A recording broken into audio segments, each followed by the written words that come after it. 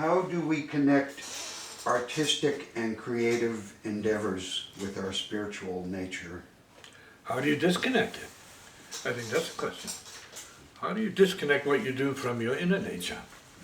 That's the real question. However, some people can do that, see?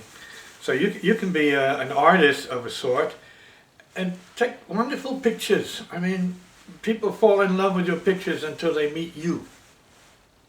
Right? The dog, or the wolf, or the alligator, right? Or the Tyrannosaurus Rex, depending on your ego. Right?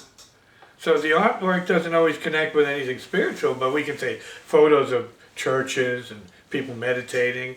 That's not spiritual, it's just looking at an appearance, which is not spiritual. It might have religious connotation, but not spiritual, whatever that means. It's not spiritual. It's not dematerial when it's a materialized photo, so it's not spiritual. It has implications, right?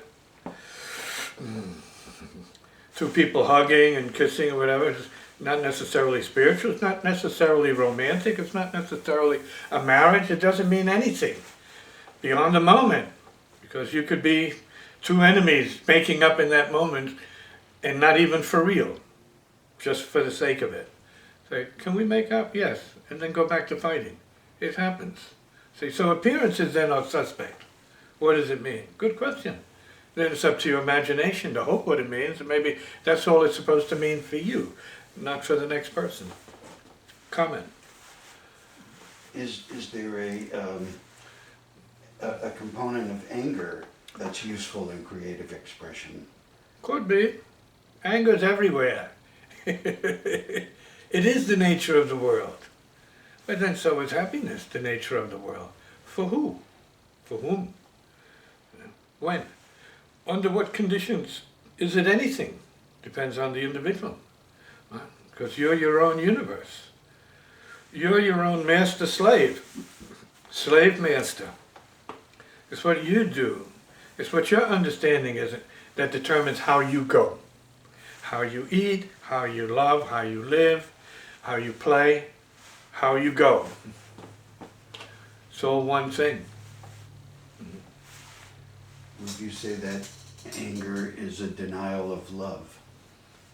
Anger, for many people, is the only sign of love.